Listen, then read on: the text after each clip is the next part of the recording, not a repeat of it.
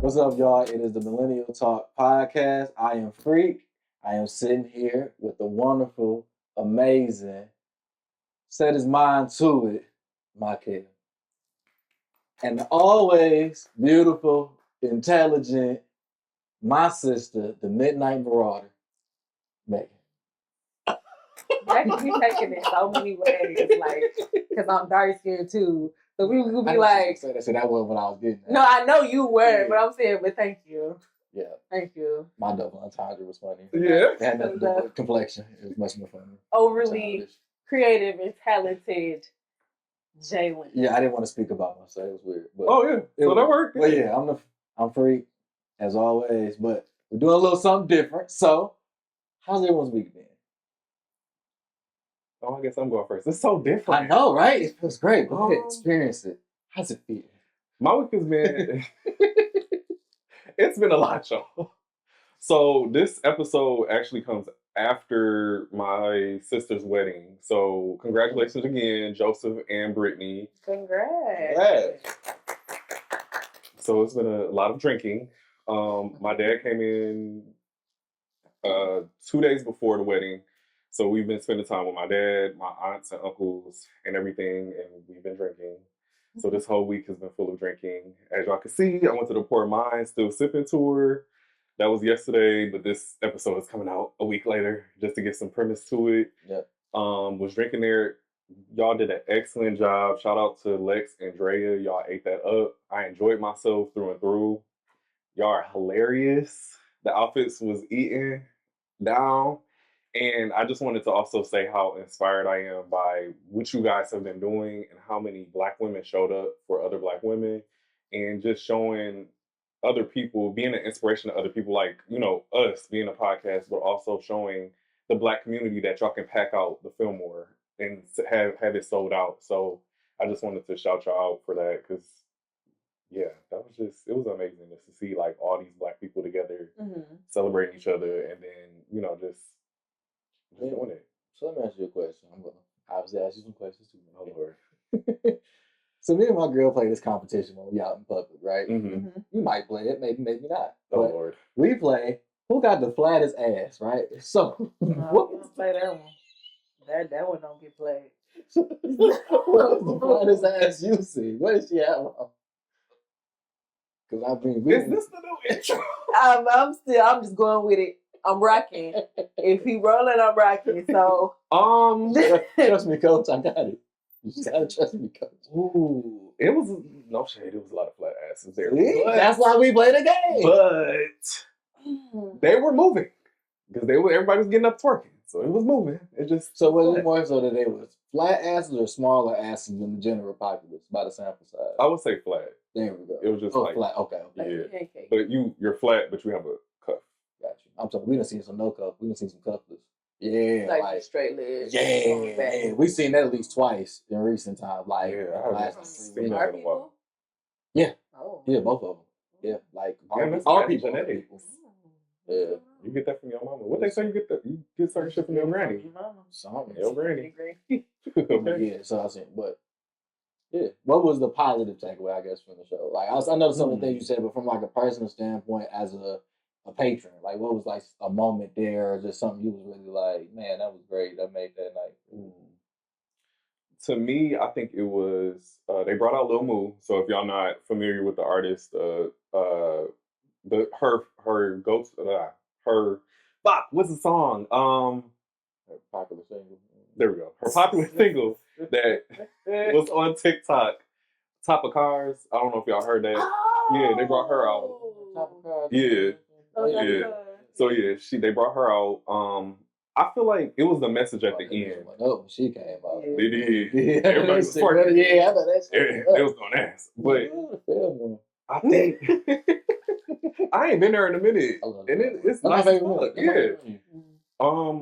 I think it was the end. Lex and Dre was talking about at the end how they got emotional because they were talking about how Detroit showed up for them twice. Like, we're the biggest turnout that they had, and this is the second time, and we had to top ourselves again, which we did because we sold out.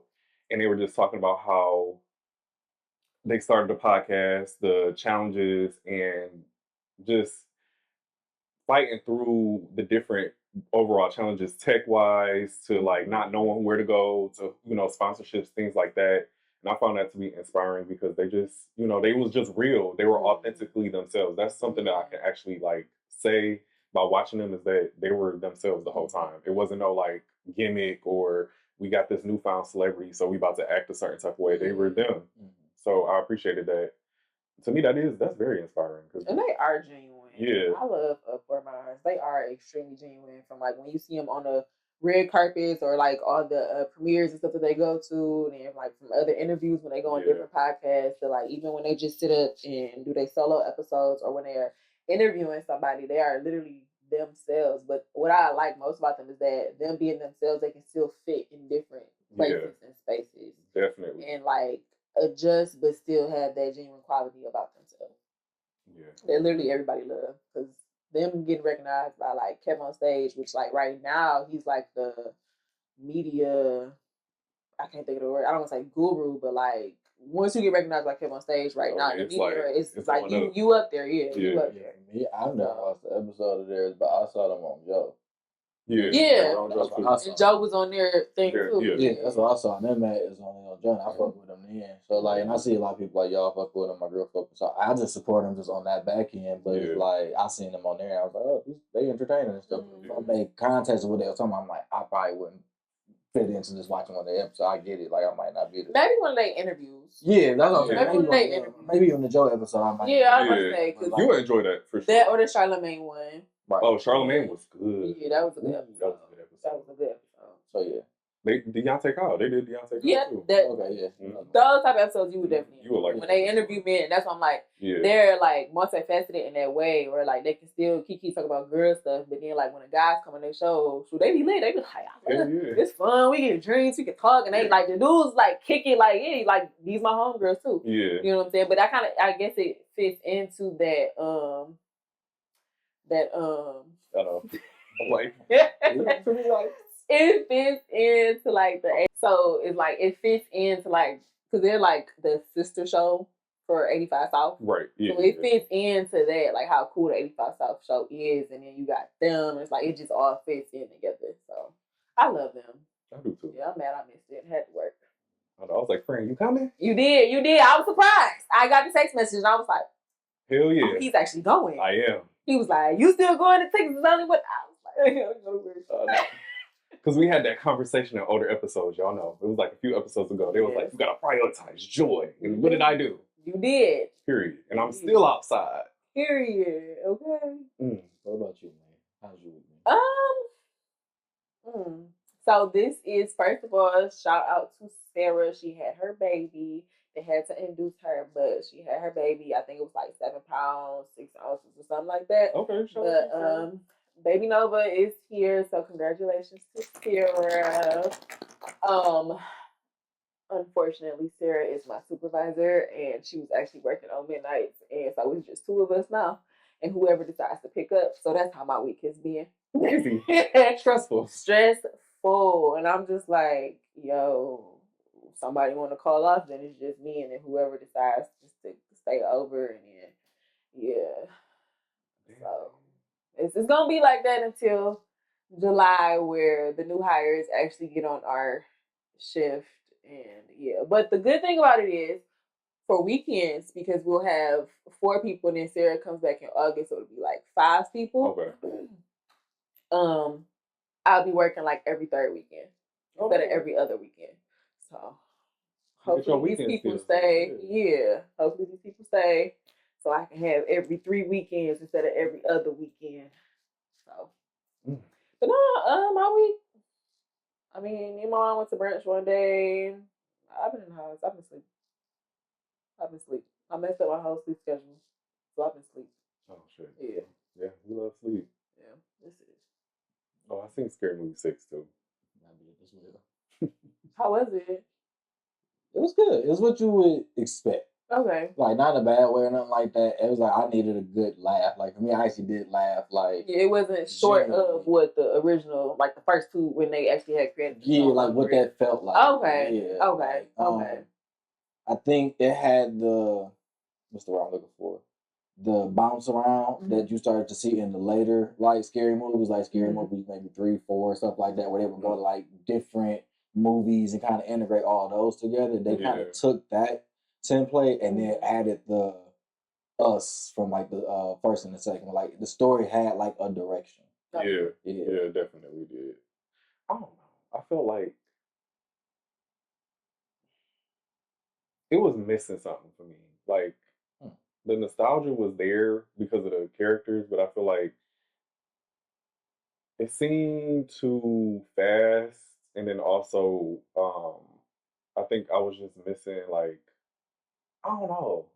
It was just something like I was sitting on this for a minute too, and I'm like, it was good. I did laugh at some parts, but at the same time, I was just like, damn. But I mean, what do you really expect? This scary movie. There's a whole bunch of crazy shit happening, but yeah, it was just when they did that scene from The Substance, I was like, bro, this is a little wild. Where she was in the chair and it was pumping her with shit. Oh yeah. I was like, yeah, this is it's getting weird. And white chicks that showed up in the mirror. I'm like, what the fuck? See, that's the things I really like, where they kind of address like the fourth wall like shit, where it was like just they know what the fans is coming to see, that what y'all have been asking for, looking for, and we're addressing all of that stuff like in real time. Because they was even making fun of old girl with the house money shit. Oh yeah. You know what I'm saying? So it's like they're addressing like she real was with shit. That. She was like, yeah, if y'all want to see me do house money 3 or 2, whatever. That shit was funny. I love Anna Faris though. Yeah, and I think she know that like the audience like that come see those movies, like they fuck with her in a different way, so that's why they shit on the house money. House Money was a good movie though. I ain't gonna lie, it was funny. I don't remember that movie. When she got burned trying to be sexy, she was over the water hole and shit just came up and burned her fucking legs before her date. Yeah, I'm telling y'all. Good, y'all gotta watch that. So how was your weekend? I mean, your week. I'm sorry. You get a couple days. I told myself I was not about to drink. And the fun part is today's Saturday. So what you do yesterday? That's it. But no, like I was saying, okay, my week been kind of like up and down, like just missing stuff, trying to reset and just all that kind of jazz. So actually been kind of sad as week, like in its own way. And trying to like balance shit back out or whatever. So that's been different. Still built my wardrobe, so that's been kind of cool, stuff like that. But that's pretty much been the week. I've been watching a lot of like shows and shit like that. That's pretty much it. I can't really get into like getting into like I ain't do nothing like crazy. Like I said, I seen scary movies, so that was one thing I did last weekend. Been watching a lot of basketball, which I usually tend to just fuck around and just skip around. But I feel like I'm witnessing like a moment right now, so like I'm trying to like keep up with it. That's it. Nothing fancy. Oh shit! Wait, something crazy did happen. I got one crazy thing that did brighten up my week. It's fucked up. I ain't gonna say no information. I'm just gonna say this one aspect of it. Oh Lord. They just got this 600+ pound lady at my fucking job. Yes. Shit is crazy. An older lady? No. She a worker? No. She's a resident. Oh, she's a resident? Yeah, but she ain't like, No. Are they gonna help her lose weight? Or she gotta help herself. She in there for a reason. She's probably in the rehab portion. Yeah, she's in there for a reason. But are they gonna help her lose weight? Or that might not be why she in there. Yeah. I think that's why she's in there, Megan. No. She could have heart problems. She could have because she's big. She could have broke her leg. Because she's big. Well, if you're in there for your leg, you have to go through physical therapy. You're not in there for weight loss. So no, they're not going to help her lose weight. But they're going to tell her, I think you do. They're going to rehab her. Yeah, the doctor already told her she's at 400 pounds. They already told her that. You know what I'm saying? If you fall at 600 pounds, you're definitely going to break something. And it's going to hurt. And that's why she in rehab. Or we don't know because, we can't say because of HIPAA. Right. But... well, it ain't like you told me. I'm just guessing. No, I'm just saying. Yeah. But you're big. That's me. That's exactly now. You're big. They have a show called 600 Pound Life. Y'all. She ain't on it, dang it. She need to be. See, this is okay. I had a question I was asking people this question. I've been coming up with like bar questions, right? Mm-hmm. So, If you could be on any TLC show, like as an extra, like you just showed up as you, what show would you be on? Wait. Ooh, Dr. Pimple Popper. I think she was gonna say that. I thought of her too, but I'm trying to think of that other one. My Strange Addiction. I was just about to say because I was just about to My ask. Strange Like as an extra. Yeah, you just Okay, there. You yeah, just My there. Strange Observe. Addiction. Them two, yeah, I would definitely. My Strange Addiction. I'll I'm be gonna there see looking like at something you. eating This is a good ass dryer question. sheet. Did you see the one where the girl was using her husband's sperm as a facial? Yep. Mm-hmm. I don't think I've seen that one. Yeah, she froze it in ice cubes and she was Yep. Semen cube, nut cube.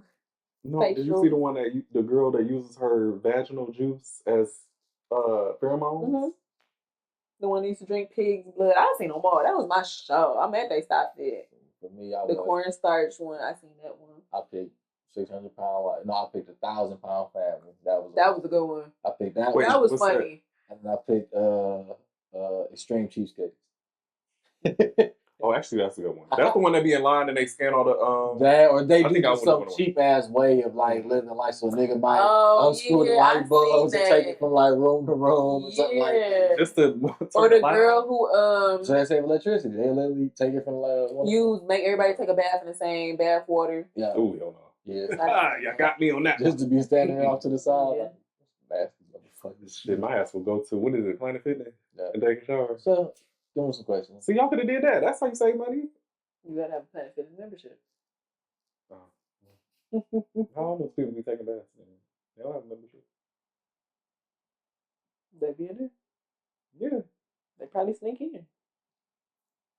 there you go. But yeah, You heard it here first. that's it. That was my thing for the week. Okay. So yeah.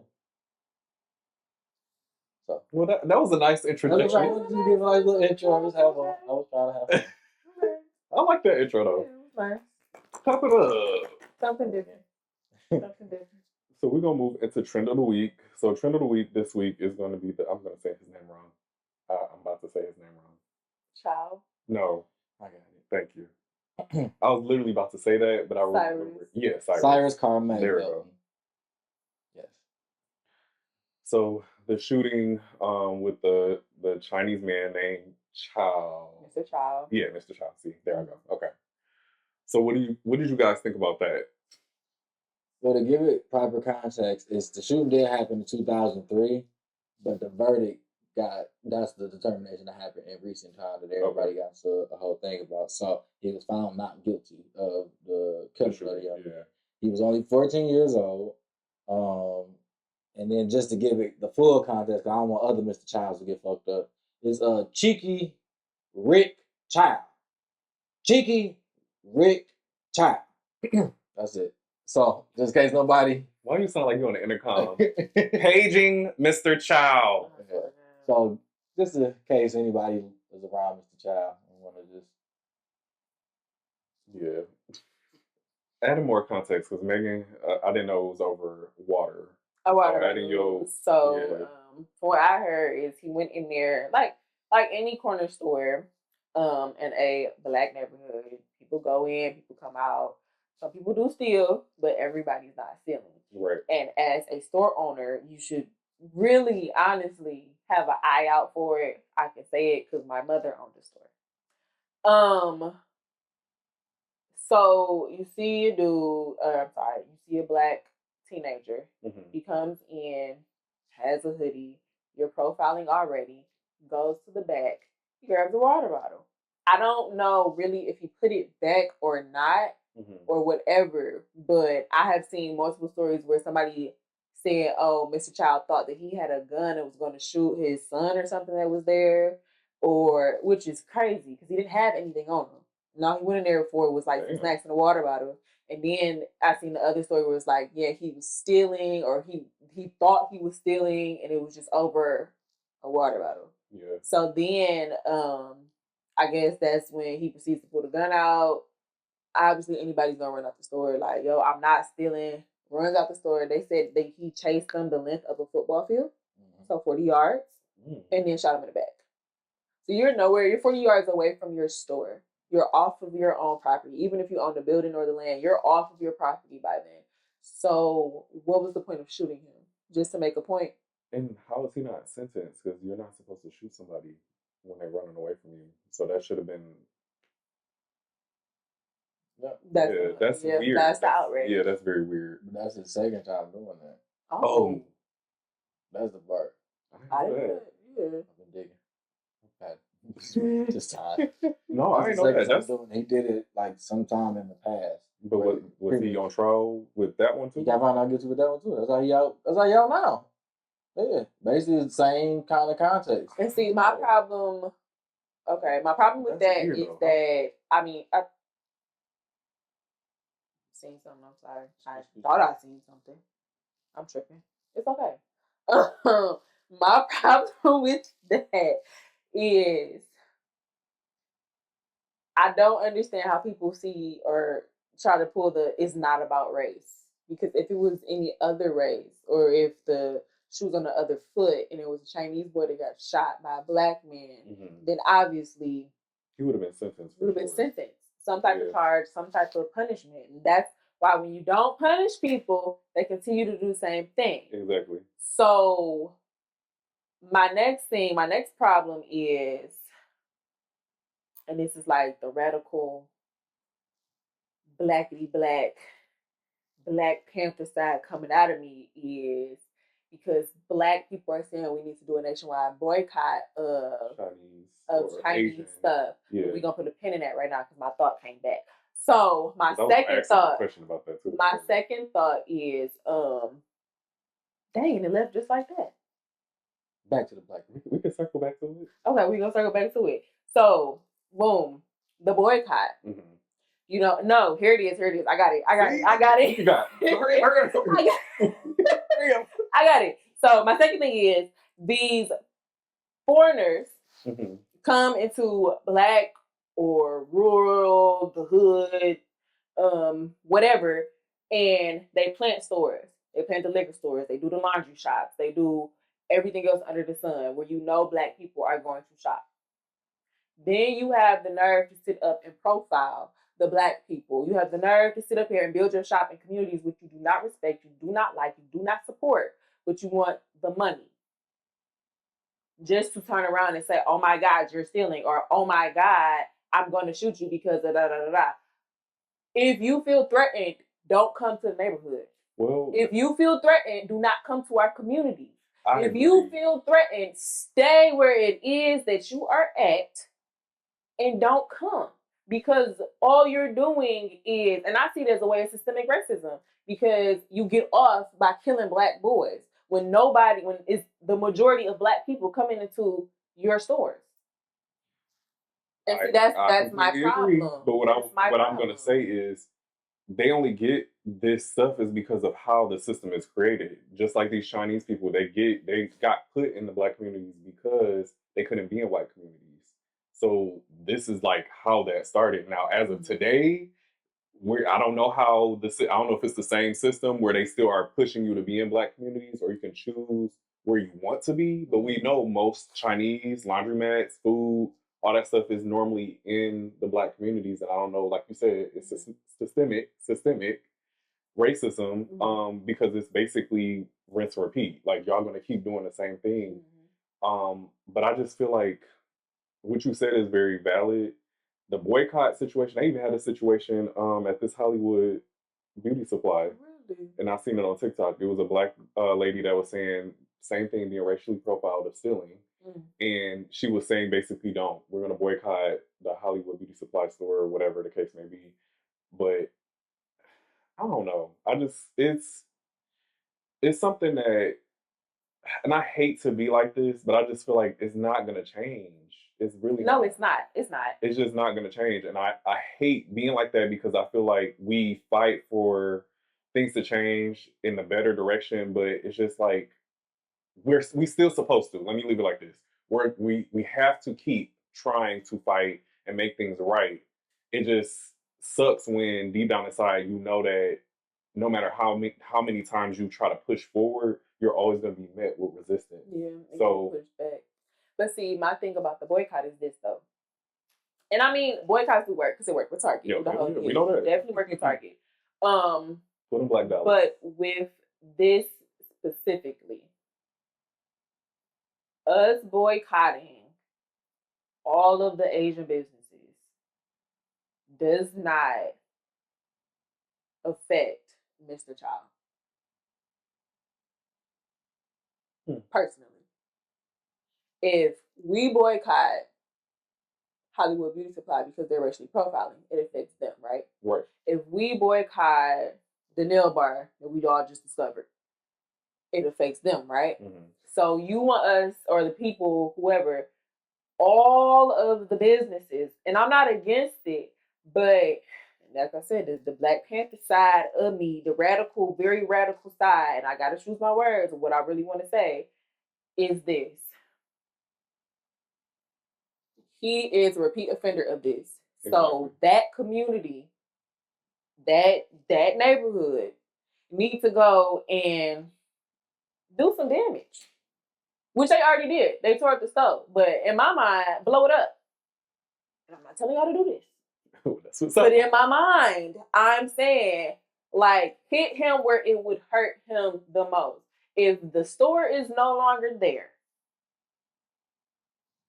I feel like a point will be made. Or if things continuously happen to the store, I ain't saying y'all go mess with him, but to the store where he feels that he has the right and entitlement to chase Black kids down and shoot them in the back, that's not even a threat, over $1 water bottle. You buy a case of water bottle. I mean, a case of water bottles from Sam's for like what, $4 or $5, maybe $6, and you get like 40 something in there. So you divide that, it's less than $1 a bottle, and that's how much a Black life is worth to you. Some change on $1. So I just feel like with the boycott that has been presented, I know it's probably multiple ones out there, and I'm not saying like we shouldn't all participate or anything like that, but I just feel like boycotting is not what's needed in this moment. I'm just gonna be real and say what's in my heart. Boycotting nationwide is not gonna truly affect Mr. Child, and I feel like that store needs to be affected for him to get it. I agree. I feel like you can't. It's like punishing all. You can't punish all because not all people are racist. I understand that. I feel like you should, especially because Jamie, you brought that fact that we didn't know about him being a 2-time offender. Yeah. I feel like if you know that, then you do need to make sure that he has repercussions legally. Because I just want to be clear, legally, That's all. That's all I'm gonna say. I ain't gonna, go too deep into it, but I want to hear what Jalen got to say about it too. Yeah. I mean, I agree with majority of the points. I would say, like, even to Maegan's point where it become tricky. Yeah, I did hear this point somewhere else. I'm just repeating it. When you destroy the store, set it on fire, everything else, unfortunately, how the system is set up is like that man got insurance, so he's gonna get the insurance money. Y'all fucked up his store, so whatever air conditioning he had a problem with, all the shit that was fucked up with the store anyways, now he can move to bumblefuck anywhere and then rinse and repeat the process. You know what I'm saying? So the best thing to do is, unfortunately, to blockade the business so can't nobody come in and out the business, or they're too uncomfortable to come into the business. Mm-hmm. That's kind of like how they do in Detroit, where they create this presence at these gas stations. I've seen that, to the teenagers and shit like that. Like, they're not blowing them up, but we're gonna make sure your business is not building revenue. Right. And eventually they close once they do certain citations and shit like that, because Detroit is supportive in those actions. But that's the type of approach that should be taken, because I get the boiling point that everybody is feeling, but unfortunately, when we respond in that manner, that reinforces the type of psychologies that make him run and chase and shoot him in the back, because then his logic or justification is, well, that's the same build as the niggas that came and fucked up my store. How can I tell the difference? They racist as fuck anyway. You know what I'm saying? So they not looking at it like that was him compared to him and stuff like that. So that's how I do look at it, from a lot of people that's lost, like, of course, the George Floyd, Trayvon Martin's, all these things. Exactly, yeah. And Tamir Rice, I always think about Tamir Rice, Trayvon Martin because of their ages. So when I see the younger brothers get killed, it hit in a different type of manner, because it's like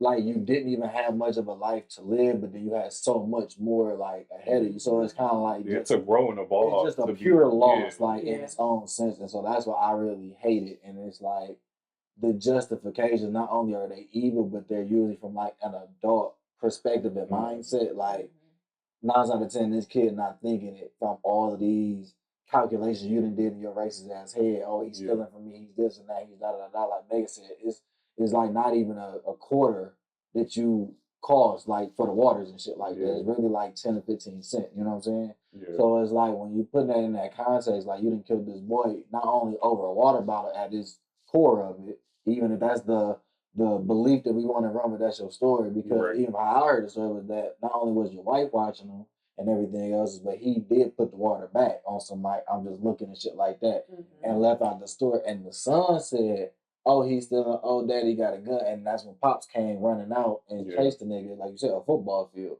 So it's like even to say that, it's like that's just crazy. And I looked at you 61, you're a 61-year-old man and ran out your store and ran a whole football field after this nigga. If that ain't fueled by hatred, my nigga, I don't know what is. Like I don't know too many 61-year-olds that can bust up and run a football field at a drop of a dime.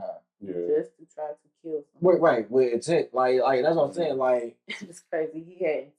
You know what I'm saying? And I didn't want to talk about it, but but he it's like, had intent. So it is. It's very sad. Like ultimately, and like I said, it's just hard because it just seems like it's just getting worse and worse. Like these situations are coming too close together, and they just feel like the system is kind of failing. You know, really sentencing people that really did real damage. And I feel like at the end of the day, too, the boycott system, it works, but like you said, having that caveat to it of doing it in a certain way, it'll definitely affect what it's supposed to instead of affecting people that don't. Because it's Chinese people that spoke against this. Like they were even saying on TikTok, like, yeah, he deserves to go, you know, whatever. Any racist person that has a business that can choose to take away somebody's life over a quarter for a product, it's not worth it. And it's like y'all said, all that hatred, it's wild as hell to see. Because, and just to speak on that for a second, I cannot even say ever that I've ever hated somebody, like even white people, for the things that we know has happened systemically. I can't even say that. I just don't have it in me to do that. To see somebody actually have it in them to hate you and come after you and take your life based off of hatred is just like crazy. It's like super evil. And that hatred is based off of the color of our skin. Yeah. And it's like literally just that. But I mean, you know, that back in the day, the way America set up, the white people have set the tone, and unfortunately we get overlooked as setting the tone for the foundation or the type of life that they're able to live once they come over here to our foreigners. Because y'all wouldn't be or have the freedoms or the liberties that y'all do have if we didn't shed our blood, sweat, and tears during the Jim Crow era, freedom fighter era, for us, people who were born here, not to, you know, make that division, but people who were born here to have those freedoms, and it became freedom for all. You know what I'm saying? So for y'all to come into, that's why I said get out the neighborhood. If it's that much, get out the neighborhood. You hate. I can't even imagine, like what you said, hating somebody, but even hating somebody for the color of their skin, and then going into that neighborhood. And it's 2025. Like you can move your business. Yeah, you can. You can definitely move your business. So, in centering myself around those people, like if I hated orange people, why would I go where the orange people are at? That's because they're money hungry. It's a power game. Like they get actual lower rates for being in Black community. No, of course. So it's incentivized to be in the Black community. But unfortunately, money doesn't have like it's a color, but it doesn't matter where it comes from as long as you're getting money. And I feel like some people view it as that point, but you ain't about to take my money and take my life. That's gonna be that's diabolical to me. I don't even want to support that. So anytime I do take that serious though, if I hear like when the Hollywood Beauty that I was telling y'all about, I've been there numerous times, and I only can speak from my own experience. They've never did no profiling type shit towards me. They were always welcoming. So I don't want to put out any justification. I just want to justify that because I don't want to say like, you know, hey, they did this, they're on this type of stuff. They're from my experience, they were not. But from that person's experience, I'm sorry you went through that. But I don't know the full, you know, aspect of the story. But I do agree. We need to get creative with boycotting, and not boycotting everything. Just boycott the shit that actually matters, the things that are actually affecting people. In a way that will actually affect and bring, I don't say justice, but repercussions to the person that did what they did. To let all y'all know that this ain't about to fly no more. Like how they used to do back in the day. They set Detroit on fire. We ain't trying to Get to it. I mean, it's Detroit. It's history. It is. It's history. We know. People be like, I'm not my ancestors. Our ancestors used to set stuff on fire. They did. Okay? Yeah, in closing, prayers to not only the families, but more specifically, rest up to the brother. I'm looking it up again, Cyrus Carmack Belton. Rest in peace. Yeah, rest in peace. You lost a young brother, and I apologize that I had to go through that pain. Prayers to you and your loved ones and others affected within the community. Into happier topics, y'all. Please. Well, we started off heavy, and we're gonna slow down the flow as best as we can. Okay. We'll be getting our first So, no, before we move on, happy Juneteenth. This is a happy Juneteenth episode. Happy Father's Day to all the fathers out there. Man, I got me crying this shit me out. But yes, I want to make sure we, did that. Acknowledge that. Our people. Yes. Shout out to you, and Bob. our fathers. Yes. So, shout out to my daddy. You're a good father. You've always been there. My road dog. Period. Through and through. Love you to death. Now we can get into happier topics. First topic. What does being Black mean to you?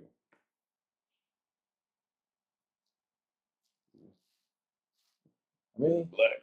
We're blackity black to black, like they can see it. Black, yo. I think Black, yo. I'm black, black, yo. Yeah, I think it's like one of my greatest superpowers, but also like one of my biggest targets at the same time, especially living in America. The beauty of it, though, is that I wouldn't trade it for the world. Same. You know what I'm saying? Like, even with the big target and everything, and then being like, my mom always said, like, being a Black male, you always got 2 targets on your back in life. So she was like, you just got to find one more strike and then lock your ass up. Yeah. So it was like, for me, I always had that in the back of my mind. So it was like, obviously a pressure just not only being Black, but having to have this, like, Black guy, like, presence and shit like that, just however that would look, for different shit. But I think it's a beautiful thing. I think it's something that only, like, you could understand in certain ways and shit like that. I think Black people as a whole just got their own inside jokes and shit like that. Yeah, so I just love it, like, from the movies to the music, how we interact when it's good. Right. I love the specification. Yeah, like when it's good. And I love Black love, especially as a curator and experiencer of it. So, so hey, okay. I can't really complain. Black is beautiful in all facets, so that's just kind of how I feel. First question: what does being Black mean to you? Yeah. To me, being Black means being resilient. Okay. Yeah, coming from worst possible conditions and growing and blossoming and changing and forever evolving into everything everybody stopped us from being, because it was always in us to be these great things, from the kids being geniuses, literally. Like, you see so many young Black kids being able to skip all the way to college, like 16-year-olds being in college, 13-year-olds being in college, like Katherine Johnson from Hidden Figures. Oh yeah, Katherine You know Johnson. what I'm saying? It's Like, actually a recent young boy. Yeah, that's what I'm saying. Like, there's a lot of young Black geniuses being just growing up and being who they are. Being Black to me means just being unapologetic in who you are. Like, we just got done talking about, unfortunately, being Black does mean having a target on your back, but through that, we rise, we grow, we excel, we shift rooms when we walk in. Like, y'all literally hate us because the melanin in us. You know what I'm saying? So being Black is powerful. Being Black is resilient. Being Black is strength. The type of strength that I feel like nobody else has or could even possess or imagine. But everybody wants. It's like what they say, they want our rhythm but hate our blues. I just want to touch on that. I just want to shout out Daya Brown, Mackenzie Thompson, Jada Simone, but your last name, Betchon, and Jakayla Baker. All three, all four of these people have been accepted to more than 50 colleges and have over 1 million in scholarships, and they're all Black. So these are recent 2026 graduates. Yep. So that's what being Black means to me. Just being a shapeshifter, a room shifter, being able to walk in the room and have all eyes on you. You know what I'm saying? It's like what they say when they post those TikToks and stuff. When you're Black, you're never really alone. But it's like we set the standard, we set the blueprint, and it's like even when we were enslaved, they still wanted what we had. Yeah, you know what I'm saying? Like, unfortunately, like you took advantage and overpowered the women just because you wanted to experience or the fetish. And then some people did, some slave owners did it with the men too. But yes, they did. Yes, they did. But it's like then at the same time, it's like to be loved and hated. To know how great somebody is or a race is enough to say we gotta stop them when they're young, so we gonna feed their babies to crocodiles. Like, this is the stuff we've had to endure and go through. And again, like Maya Angelou said, yet still we rise and still we grow and still we continue to fight and still we have the hope and everything like that. That's what I was just about to say. You gotta say it in her voice. Yeah, you gotta use her voice when you say it. You can't just say it right. It's still I rise. I hate y'all. I'm about to mock Maya Angelou. I love Maya. It's the energy. The energy adds to the poem. Yeah, that's right. Yeah, that's what being Black means to me. Just growth and resilience, no matter what the situation or circumstance is. Like with everything that we've talked about, with everything that's circulating around in the judicial system and the media and atmosphere of America right now, like we're gonna make it. We've always survived. We're gonna still thrive. We're gonna still be great, and y'all just gonna hate it because it's in y'all blood. I would say it's the magic of being Black that I feel like I love the most. It's like it's innate. There's nothing that we have to like try to do. It's just natural. It's second nature to us. And mixing y'all points together is like you go into a room, you see a Black person, a head nod says a lot. All of that. It's just different. Like you just understand something. It doesn't even have to be verbal. I love being Black. I feel like Jalen said, not to piggyback off you, but just it's true. I've thought about this even as a kid. Like growing up, if I had different parents or if I was a different race, and I was like, damn, I would never want to be nothing but Black because I just feel like it's so much historic beauty, knowledge, power, resilience. You just can't make that up. Like, you know what I'm saying? It's just something that is, like I said, innate. It's beautiful. It's just something so natural. And I feel like we're just so close to nature. Like, that's just really what it is, when it comes to Black people. But we just have our own way of doing things. And I feel like whenever we do something, it becomes the blueprint, no matter if it's a fail or whatever, it just becomes the blueprint. People grow and learn off of us. And it's always been that way. But yeah, I don't know. Being Black is just I have to. It makes me smile because it's like even when you think that you're like defeating us, it's not even a defeat because you can't break my soul. Like if I have to reference Beyonce, it's the truth. You really can't. Like you can do anything you want to somebody's body, but at the end of the day, like the soul is always gonna stay in place. And it's like if you can't corrupt that, you really didn't win. You know what I'm saying? So that's kind of like how I always looked at it. Is like shit. Even the movies that we seen growing up as kids, like those slavery movies, they get abused and all types of stuff. But the soul, to me, is what reinforces the resilience. It's like my will be done. Like you know what I'm saying. Whatever I will is going to be true. And I just feel like Black people's will has always been to me very strong. Like we're not, about that shit. Whatever we set our minds to, we're going after. So that's what I love about being Black. Yeah. That's what Black means to me. They was ODing on them slave movies when we was in I swear to They God, said I can't ODing even on watch that one shit. right now. Yeah, I done seen them I all. told you that's why I stopped watching them. When they slaved out. 12 Years a Man. Slave, I didn't even watch that. I didn't watch that either. That was- Or the Nat Turner one. They said it was good. Yeah. Django, I didn't watch Oh, I Django. watched that. I watched that and That 12 was Years a Slave and the Nat Turner. I done seen all them slaves. The only ones I did see was The Help. They wasn't slaves.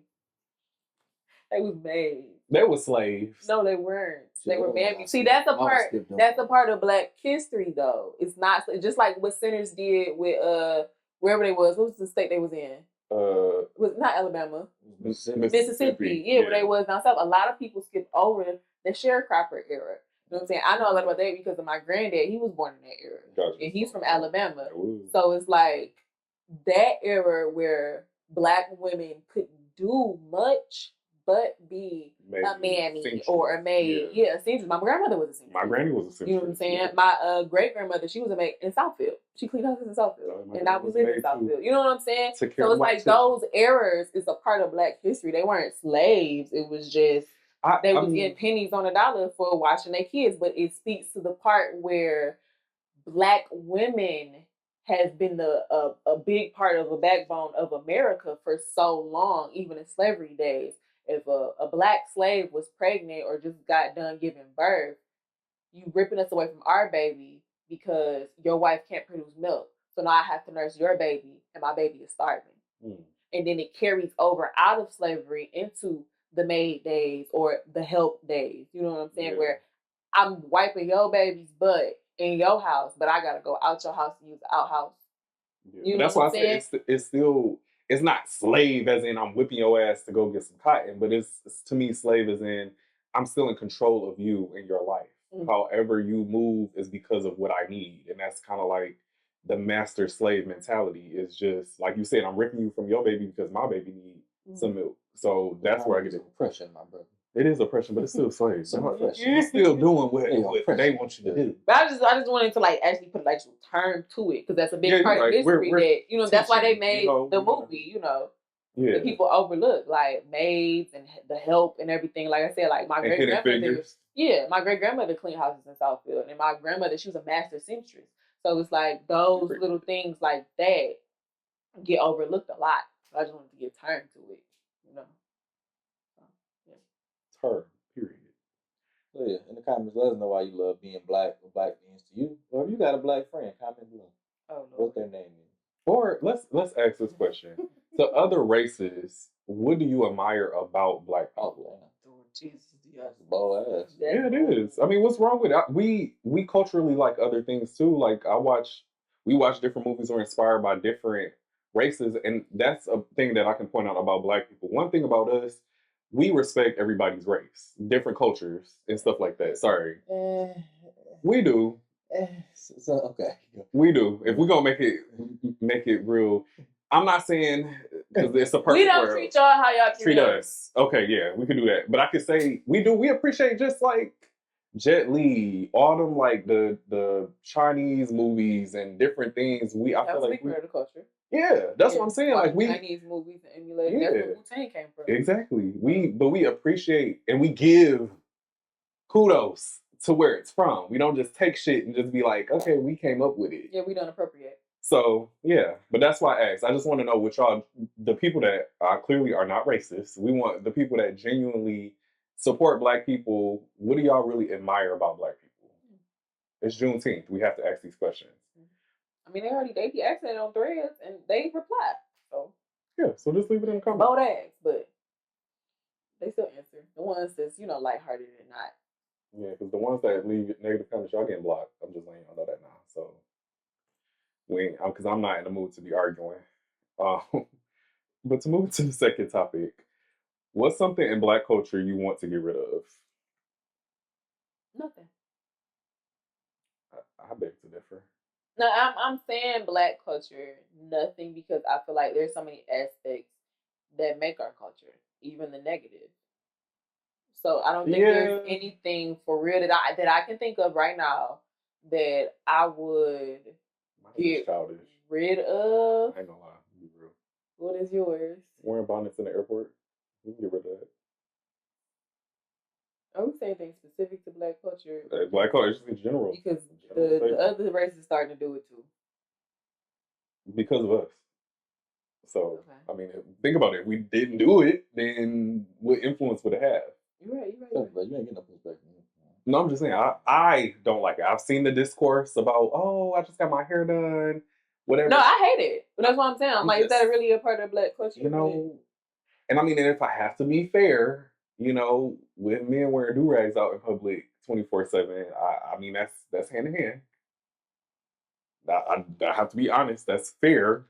Because if they can't wear bonnets in public, in the airport, you know, I get these niggas want waves 360 style, but I feel like with do-rags in our culture, it has become like a fashion thing too. It's become so much a part of streetwear to the part where it's like more accepted. that's a double standard. It is. There's a lot of double standards. It is, but I'm just saying, I'm trying to balance the scales. I don't think that one can be balanced because, like I said, when women do the scarves scarves that's be different. For no, like scarves, like wrapping up your hair and still going out. It's a different way to wear a scarf. Like if I was wearing a scarf with my braids, like and style it versus how when you see me come around the corner when I was laying my edges, it's two different things.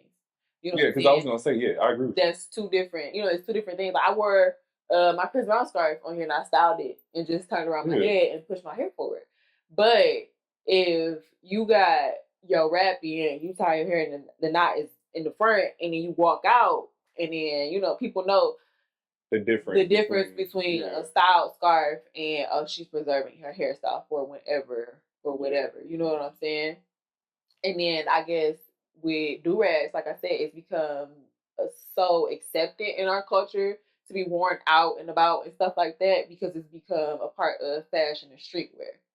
You know, and it is a double standard. It's a lot of double standards. Yeah, it is. But it's a double standard, you know. But I feel like if you could choose in a perfect world, like this would not happen, what would you choose? The scarf for the bonnet or the... No, I'm just saying in general for like something that you had to get rid of Black culture. That's mine. Oh, okay. We were talking about mine, but you said the negative and the positive, you would just keep it. Did you have one? Mine is more like broader, like just the whole baby daddy, baby mama culture kind of thing. That can just go away. And what do you mean by that? Let's unpack that. I mean, it's the blatant obvious, like just online, the shit that's pleasing, like just what accepted as an expectation of because someone is the child or mother of your, or you know, your child or whatever. Like just what you, like what come with that, like how we just kind of normalize certain shit, or you know, oh well, of course that's my baby, like of course, like that's my baby mama. They like it's like, bro, all that shit can just stop. Like just be honest with each other. I agree. This and that is very like high school like attachment type bullshit. Like it's just dumb. Like if you wanna fuck the bitch, fuck the bitch. You wanna fuck the nigga. Like y'all did it anyway, so just be honest with each other. Or don't fuck with each other, but to kind of make it this whole thing and kind of part of your identity, it just look bad all around for everybody involved. I can't see no positive in engaging in that shit. Like I just don't. You know what I noticed too about that? When let's say that they were married and they still say like this is my baby daddy, baby mama, I think that's so tacky. Yeah. That's my ex-fiance and it's my child's mother. Like, why can't we say that instead of saying baby mama? Because one is less normalized than the other one. And I don't like that. We just like she was a whole wife, and you're over here. That's the second one for me. I had that, and I ain't gonna get too deep into why I feel like that. But the whole prom shit, we can tone that down like 50 notches easily. Like, you said prom? Yeah, the whole prom shit, we can just tone that down like 50 notches. I agree. Yeah, it just look a particular way in the grand scheme. I won't get into a deep dive as to why, because that's just fucked up for Juneteenth. But I know exactly what you're talking about. Yeah, like we can just tone that down about 50 notches. I think overall it'll make us look a lot better, and I think the person experiencing prom will probably feel a lot better about what you 17 when you go to about between 10 and 12 years, they'll feel a lot better looking back on prom and it not being so grandiose. Yeah, because it's supposed to be, because we talked about this on a previous episode. It's supposed to prepare you for your adult. It's like a rite of passage. Like it's just a rite of passage where you dress up, you have those moments to see like your right to adulthood. to be dramatized like you're a grown adult going to a gala or like the Met Gala, it just it's too much. You know, I'm all for it. Like I said, they eat down with the tuxes. I've said that before. The dresses are beautiful, but I just feel like you're young, It's the especially a young events. woman. Like you having a high ass slit for what? And you're 18. Like I don't get that. That just blows me. But pause. But yeah. Yeah, that's how I look at it. You're gonna say what yours? So she's agreeing with the ratchets. Every part of it. Young hoe behavior. I'm agreeing with that. I'm agreeing with the positive. I'm agreeing with everything. I feel like it all is a part of culture, and it all forces us to have conversations like this. It all feeds into the Black experience. It's just how things have evolved over time. Like it's always been baby mamas and baby daddies. You know Not what to I'm be saying? honest advocate though, like what came to mind when you first heard the read the question? Like did something immediately come to mind and you just like, you know, but ultimately Like right now in the moment, I guess it was like the baby mama, baby daddy thing, but it wasn't like it was just how they interact still after the breakup and everything is like that. But the reason why is because the thread that was populating around, and they were saying, basically this girl was explaining her experience with dating a baby daddy and saying that like I'm not understanding why I'm not getting invited to family events, and having lived through that experience. Somebody applied to the thread and was like, the thing is, they always say it's for the kids, it's for the kids, it's for the kids. If it's everything y'all do is for the kids, okay, we got to do this for the kid, we got to do that for the kid. Because somebody was like, dang, what's the problem with the child? Or they were saying the child needs to see the baby mama and the baby daddy hang together. And then she was like, well, no, they need to see them be like copacetic, co-parent, and be cool, because if everything was about the kid, that's what she was saying. They make everything about the kid. If everything was about the kid, then why wasn't that mindset there when y'all was in the relationship? You know what I'm saying? Let's figure this out for the kid. Let's do this for the kid. You know what I'm saying? But after the kid is, oh, we got to be a family. We got to be a family. We got to be a family. That's something I've never agreed with. Like, oh, yeah, that's my family for the rest of my life. No, your child is your family.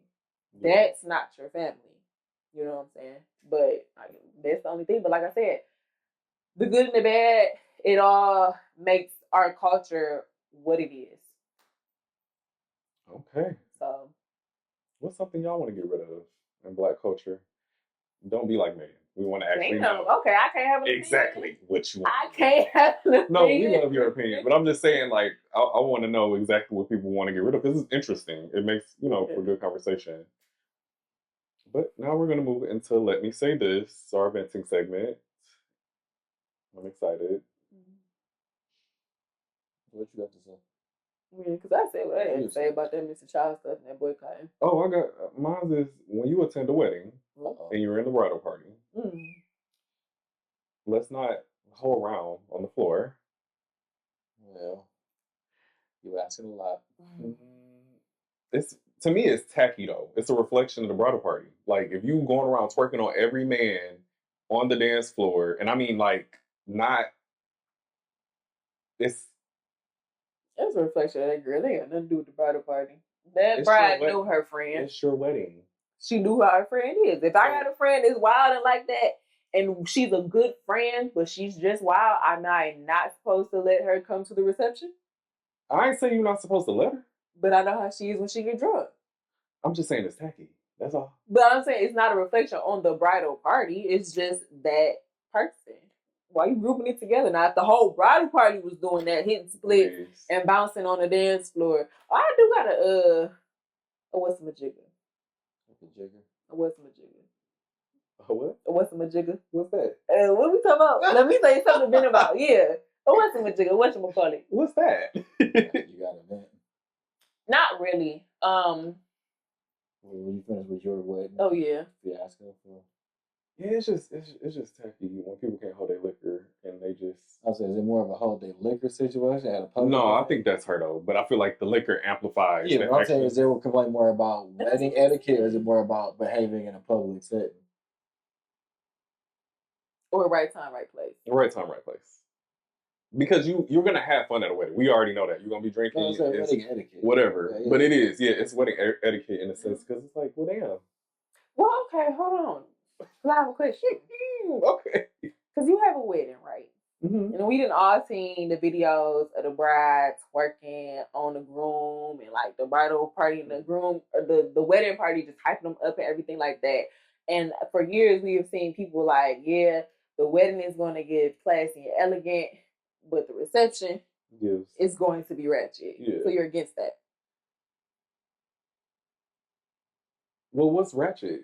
Just the dancing, or that's? You said somebody twerking on everybody, and the what's name is ratchet. Yeah, so what's ratchet to you? If you have a bridesmaid that you chose and elected, you get to the reception. She's twerking on this man, that man, that man, that man, that man, that man, that man, that man.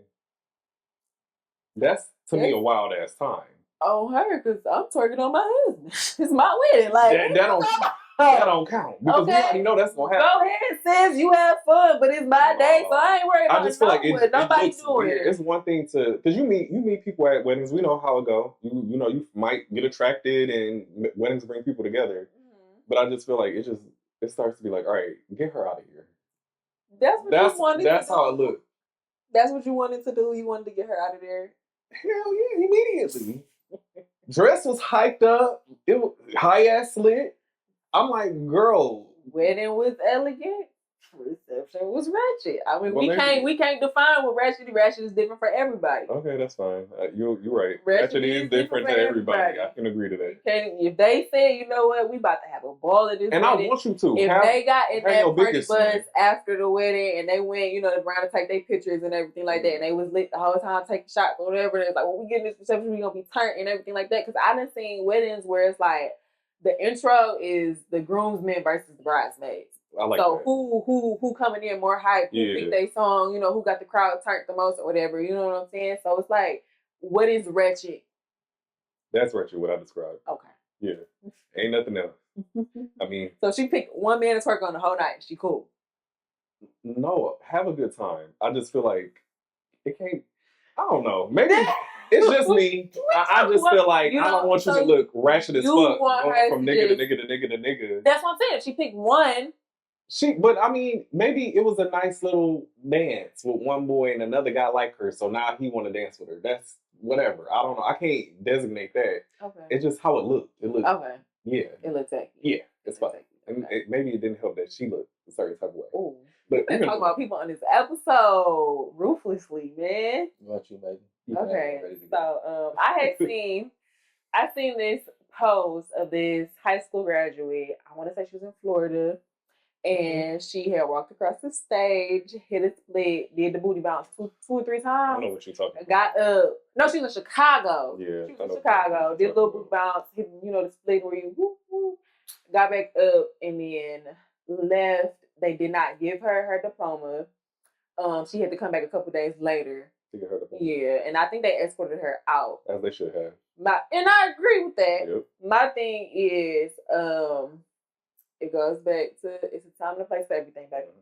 First of all, you were 17, 18. Plus the whole split on stage. How you know how to do that? And then two, you did it in front of people's grandmas and granddaddies. Like, you really have to think about that. Like, what the fuck? I'm talking about the grandparents, great grandparents, everybody that came to the high school high school graduation. Like, have some decorum. That was not the time. That was not the place. And then she got on the internet and described the experience or did a story time about how my high school did not give me my diploma. So it's just like, it's just sad that you don't care. You know what I'm saying? Like, everybody was telling her that she was wrong. Everybody was, yeah. And in the comments, all the comments how was saying, yeah, because I seen somebody I follow had made a post about it. I'm like, what are you talking about? So I went to the comments and then I went down a rabbit hole and everybody was like, nah, she, You know what I'm saying? You know, it had like 2 or 3 people was like, man, it wasn't too bad, but still, you know, she should have, you know what I'm saying? They was like, she could have just hit the split and it would have been cool. No. But I just feel like, baby girl, you and she's going off to school, to college, and everything like that. I just feel like you have to think about your future, yes, and the repercussions that come with it. So that's just my let me say this, because it's a whole lot of people the younger generation that just do not think, and they just act on some like trying to be young and turn and lit type stuff, and it's just like I feel like we do a disservice to the younger generation while telling them like, yeah, these are the years for you to do this and to do that and da da da. And I feel like they take it in a total different context. You know what I'm saying? Where I feel like it just means if you're gonna mess up, do it in your 20s. If you're gonna be financially unstable, do it in your, you know what I'm saying, from 18 to the 20s. These are the times, the best times in your life to mess up. You know what I'm saying? But I do agree. You think about science? I do agree with what's his name? Da Vinci. Oh, because he was like, because he's Caribbean or Dominican or something like that, and he was like, the way he grew up is nobody in, you know, his family or whatever really told him like, yeah, your 20s are the years to really mess up and to do this, and he's like, I really feel like that's a disservice that a lot of like Americans say to their 20-year-olds, because it's like, what if it was the opposite? This is the year to put the grind in. This is the year to do this. You know what I'm saying? To be fair, my parents never told me that. Nobody has ever told me that in my family. They've always said what your original point was. Yeah. You have to think about your future. Yeah. The decisions you make are going to impact your life. That was just what he was saying. He was like, how financially up our people would be if we start preaching that like in our 20s and actually trying to like really enforce it instead of like, blow through the money, you know what I'm saying? Go on a vacation, do this, do that, you know what I'm saying? But like my people was the same way. Yeah, I ain't never. Now I've had friends who was like, girl, and the money will come back, but it's still like the money gonna come back around. Just imagine how much I have if I don't blow it right now. Exactly. You know what I'm saying? But that's a whole different episode for a different day. That was just the thing that came to my mind when you talk about the young lady twerking on the multiple men. Doing splits on the stage, tacky. I don't really have like no crazy event this week. It's more so just saying shout out to the fathers and stuff like that. Ooh, excuse me. Like happy Father's Day to y'all. It's also Men's Mental Health Awareness Month, so I know, you know, like I was saying, I had a rough week. I'm sure for those who are fathers and so on and so forth, it's been a rough week.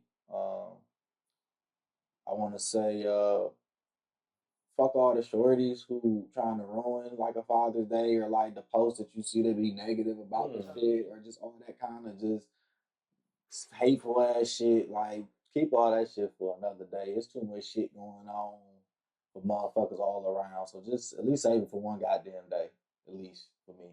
That's how I look at the shit. Like, there's a lot of fathers that's handling their business, a lot of fathers that's stepping up to the plate that wasn't before, from all races and shit like that, you know. But I'm highlighting black dads in this one. Like, just give grace to that shit, give respect to that shit, because it's like we seeing shit that we ain't never seen before in our lifetimes and shit. So at the end of the day, you fuck that nigga. So imagine yourself. Facts, I guess. Yeah, facts. So you chose that. That's how I look at it. That's my event. God bless you. Keep your heads up, my brothers. God bless. Okay. Let's move into Get Hip. What do you guys have to get people hip to this week? Invest in a good pillow, man. It's like, no. You ain't lying. Because I bought pillows from the TikTok shop. Them big fluffy ones, the 4-pack. Yes, and they're good, but I've never had a pillow where the fluffies start coming out. Like when you sleep. Yeah. So I have to get other new set of pillows. But no, invest. Go to Burlington. They don't have but you got to buy them individually. I think I don't think I've seen that thing before. Of 2 or 4? 2. Oh, they might have a set of 4, but they're not expensive. Are they good pillows though? Yeah, I was just about to say I don't use cool pillows. I like cool pillows. I just buy something that's like soft but firm enough, because I sleep on my side when I'm not supposed to. But yeah. Damn, that's a good question. How y'all sleep? On my side, even though I'm not supposed to. So I mean, I flip around, like move around, shit like that. So whatever company. I used to sleep like this. That's how you sleep. You sleep like I was in a casket already. Just like this. I fall asleep faster on my back. Like I get more comfort on my back. Or But why are you like the way? Why are you? Like I said, I get more comfort like that. But I get sleep paralysis every time I sleep on my back. That's why I stopped. Yeah, so I don't because baby, I didn't have sleep paralysis where I felt like I seen the shadow of a demon over me, like on some like real like, and in my mind, I mean, you can't talk, you can't move, so I started saying the Lord's Prayer, and I literally seen one disperse, literally. So I was like, oh heck no. I mean, I'm spiritual and I'm tapped in with God or whatever type of spiritual gift He gave me, but that's not one I want. So no. It depends on how tired I am. If I'm like tired, I can sleep on my stomach. I can never do that. Yeah, but I'll be like this. Scoliosis, so I'll be knocked the fuck out, hand on the pillow, hand out with the fan on. I can never do that. But normally I sleep on my side. So yeah. But it's just like, if we're not supposed to do it, you can't. I don't know if you can program your body to just sleep the way that we supposed to sleep. You can. Yeah, you can. But with a body pillow though, because it's like I said, I'm scared to sleep, terrified to sleep on my bed. But if I have a body pillow where I'm like at like an angle where like the side is up or something like that, as long as something touch my back, I'm good. So that's what they say. You have to sleep with like your body kind of elevated a little bit. Is that the? Oh no, I'm just talking about for me. I really don't know. I don't know. Oh, yeah, I'm not a chiropractor or no. Damn. But I guess that's not what my get hip was. Yeah, I was just saying because I slept all week and I ain't really did nothing. I wanted to know. I went to Joe Louis Southern Kitchen, in Southfield. The food was okay. I knew that was coming. The food was okay. It wasn't the best. It's not a good. I mean, it's not the best. I'm not gonna lie to you, it's not the best. I think they could have done better. Now I haven't been to the one in Detroit off of Woodward, but we went to one in Southfield off Northwestern Highway. Service was depending on what time you go because they do get really packed. So I got off work. We went around 10 or 11 because they open at 10. So I'm gonna say we went at like 11, and we was able to get right in. The atmosphere is really Joe Louis, like the boxer, everything about Joe Louis all around. And it was really put together really nice. Joe Louis's ass. But the food, the food could have been better. My mom really enjoyed her pancakes. Oh, so you went for brunch? Yeah, we went for brunch. Yeah. So my mom really enjoyed her pancakes. I should have just went savory because when I have a sweet tooth, everybody does not know how to make everything the right way. Like I had the peach cobbler French toast. And the peach cobbler was good. The French toast could have been cooked through more. When I went to We've Got Brunch, the French toast was cooked to perfection. I don't know if y'all have ever been to We've Got Brunch in Bloomfield Hills. They're not there anymore. They're moving downtown. But yeah, when they were open, I was there a lot. Like I would go just for either the grits because they do seafood grits, the catfish and grits, shrimp and grits, or the seafood trifecta with lobster, catfish, and shrimp in the grits, and they use Gouda as the cheese. It was just so good. Gouda is one of my favorite cheeses. I love Gouda. So I was comparing it to that, and you can't compare the both. Like the peach cobbler is good. Like it's like the peach cobbler, but the French toast they could have cooked it through more. And then the salmon croquette. No. I heard them. You have to really be like you have to know what you're doing to make them. No, you don't. You don't? Okay, so if you thinking like your grandma's southern salmon croquettes, yes, you need to know what you're doing. But I don't have salmon croquettes at any other brunch place, and they didn't taste fishy. Oh. They were well seasoned, not salty, and they weren't flat like a flat little thin burger. They was thick, plump. Yeah, plump. So maybe I've always just had good salmon croquettes, and like I said, like if you looking for that real Southern feel, then yeah, you got to know what you're doing. But thank God I go to a black church where a lot of cooks come from all parts of the South, from Georgia, Alabama, Louisiana, Texas, Florida, everywhere down south. So I grew up on church breakfast with a good salmon croquette. Gotcha. You know what I'm saying? And then my family is also from the South, so I grew up having good salmon croquettes. So to know that it's a Southern kitchen and that was just a thin little piece of salty fishy salmon, it kind of pissed me off. So yeah, I'll give it like 6 out of 10. All right, cool. For what I had. We love that. My get hip this week is obvious. The first one is Pour Minds. If y'all have not had a chance to go to the Still Sipping tour, definitely get your tickets and go. My second one is The Burrows on Netflix. As Jalen stated a few episodes ago, it's good. I started the first 2 episodes, and it's already creepy. I'm really interested to know where they're going with it. I don't know if it's alien or if it's something that like humans created in the series. So I'm just interested to get to that part of it. I don't want to give away too much like spoilers and stuff on episodes, but yeah, I'm interested in seeing what that is. So y'all motherfuckers saw me scroll on my phone. I had to look at my Instagram or something. Y'all heard a little. Why they gotta be all that? Sometimes fucking mamas. It's Father's Day, so of course. I mean, yeah, that's what they're doing. They Father's Day, so of course they motherfuckers. It's literally in the name. Anyway, sorry. Oh, that is true. He gotta be a motherfucker. How did that become an insult? It's not an insult. It's just how niggas took it. But I mean, no. That's what I'm saying. Like, Because sometimes you don't want to fuck somebody's mama. So I ain't fuck her. No, you did, motherfucker. How did that become an insult? I really want to know. How did that really become an insult? Go ahead, Jalen. Or maybe that's the way to downplay a dad. You ain't no damn daddy. You just a motherfucker. Hey, that actually worked. It could be. You just a motherfucker. Which is actually kind of fire. But that's what I'm saying. How is that? Because at first they took us insult, pride and shit. And one dad was like, you know what? You're right. I'm out. I'm going across town. I'm going to the next town. I'm going to a place called Southfield. Be over there. Okay. See you for 20 years. They had phones back then. Shit, that nigga was in Southfield all the time. Okay.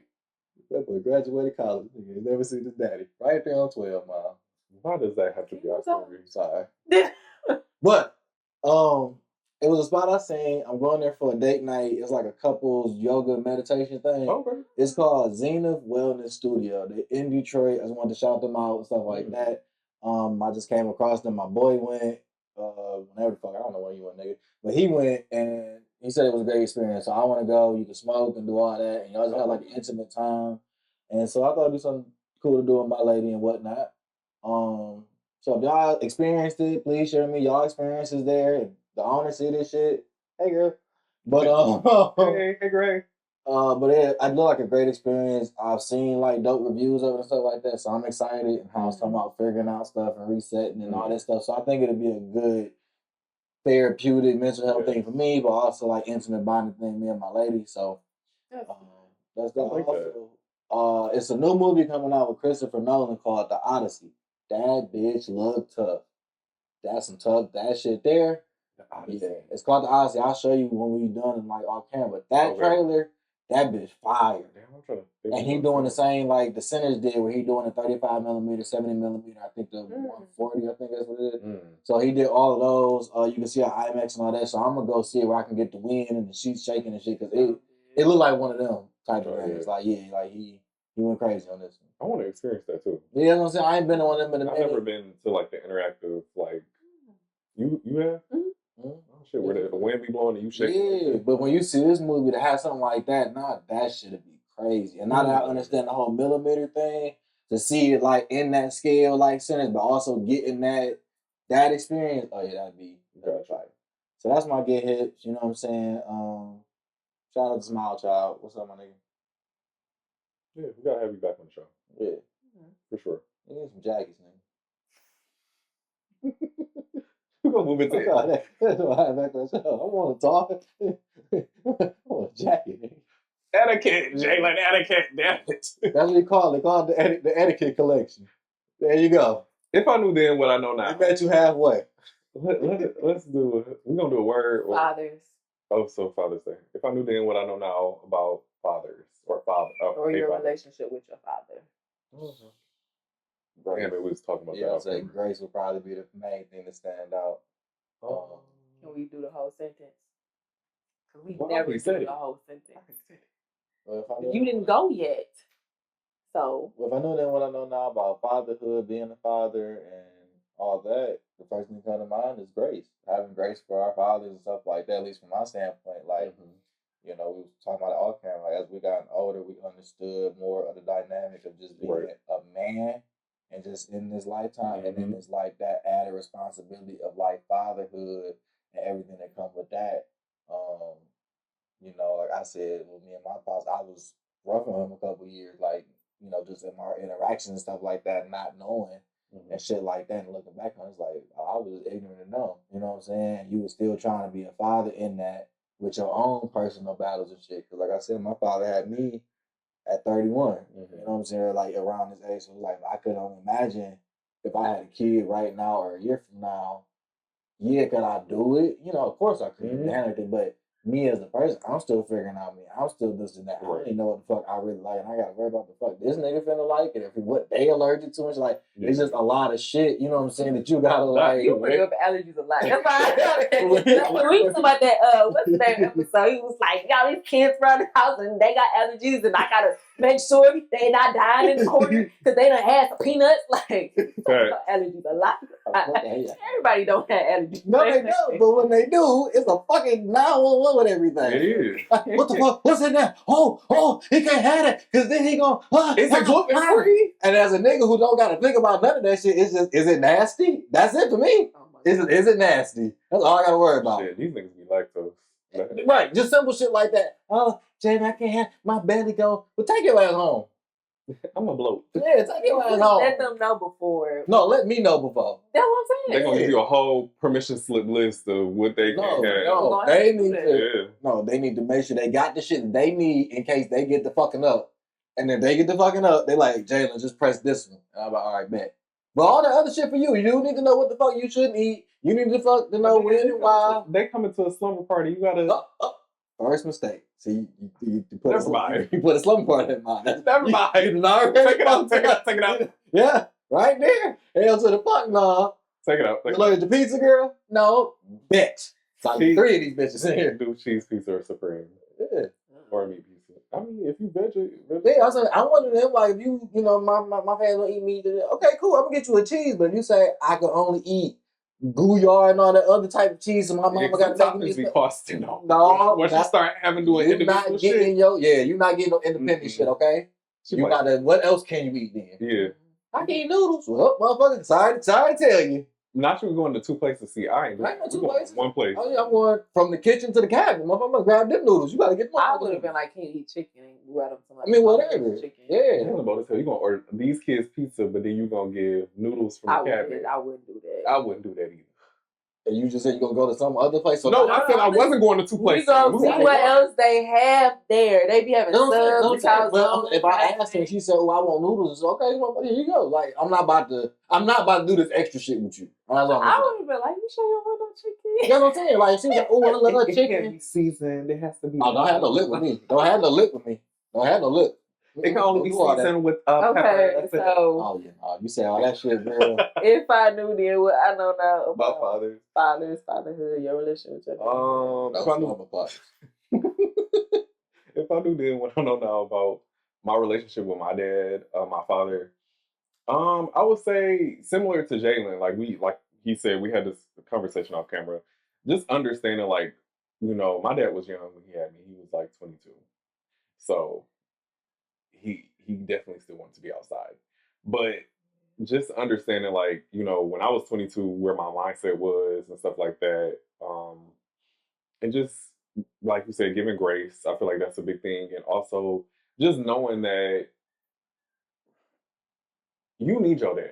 Like, you know what I'm saying? You need your parents. And even if you, and I'm saying this to people that have bad relationships with their parents, try your best to do the best that you can with the relationship. I'm not saying it's going to be perfect, but I feel like you definitely should try to mend while you can because life is short. And not to put my family business out there, but my dad wasn't cool with his dad, but they did get cool before my grandfather passed, and I was happy about that.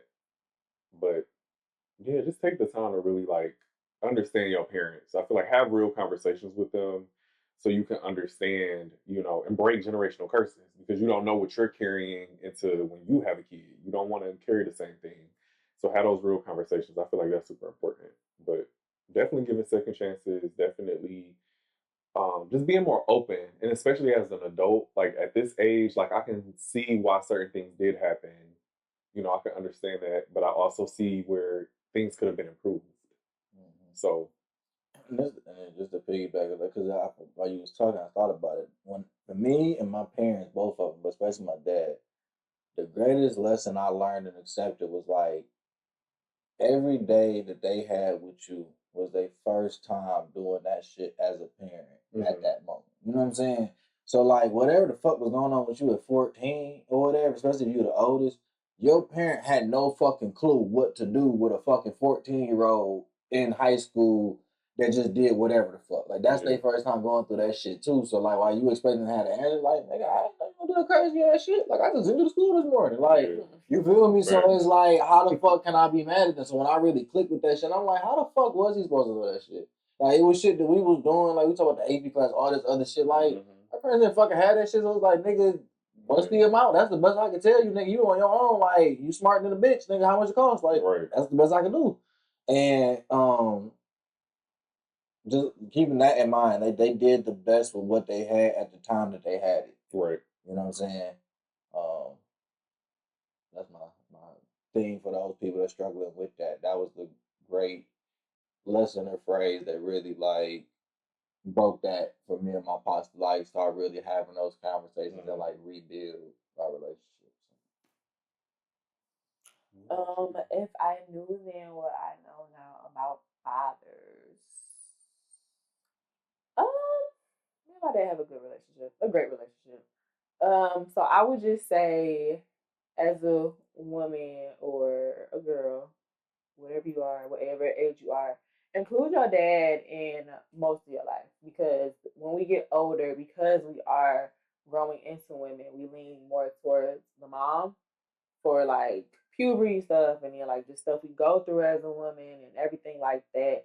And it comes to a point where you kind of leave your dad out the mix with certain things because like I can speak from my experience. My parents are married, Mhm. so I know if I'm telling my mama something and like let's say like relationship wise, my daddy gonna find out through her. But there are times where I feel like I don't say waited too late to like ask him for like certain advice about certain things because I'm just so comfortable talking with my mom. Right. So that would be my if I knew then what I know now. Just include your dad, especially if I have a good relationship. Like include your dad. Some of the best relationship I've got from that cutthroat relationship that men love to say that women give to women. I've gotten from my father and uncles. Oh, wow. Yeah. Okay, the game that y'all think women put women on only we trust me. Fathers, uncles, cousins, brothers, homeboys. I'm trying to tell for all those macho men give. I mean, women give women the worst advice. My dad told me to leave Period. you. My dad said whatever he won't do, another man will. Oh, We can go on. So, period.